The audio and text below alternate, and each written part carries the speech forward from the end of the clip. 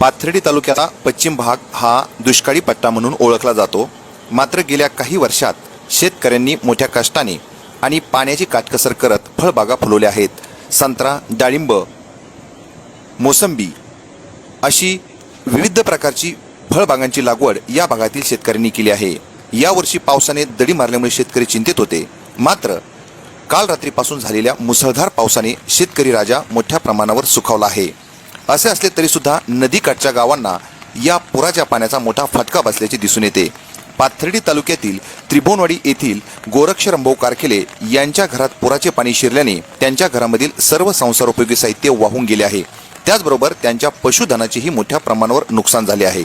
असे असले तरी सुद्धा एक आश्चर्यकारक घटना त्यांच्या बाबतीत झाल्याचे दिसून येते.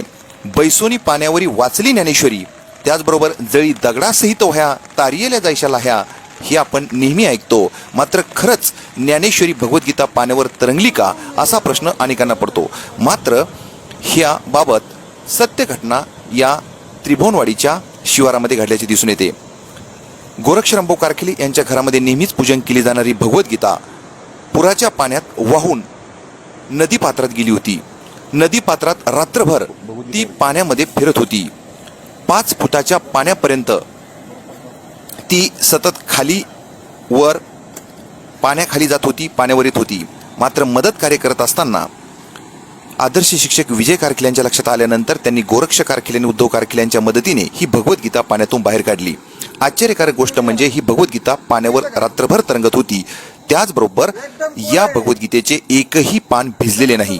त्यामुळे बैसोनी पाण्यावरी वाचली ज्ञानेश्वरी आणि जळी दगडासहित वह्या तारियेल्या जायशा लाह्या याचा प्रत्यक्ष प्रत्यय हा त्रिभुवनवाडी गावामध्ये गोरक्ष रंभाऊ कारखेले यांच्या परिवाराला अनुभवास मिळाला.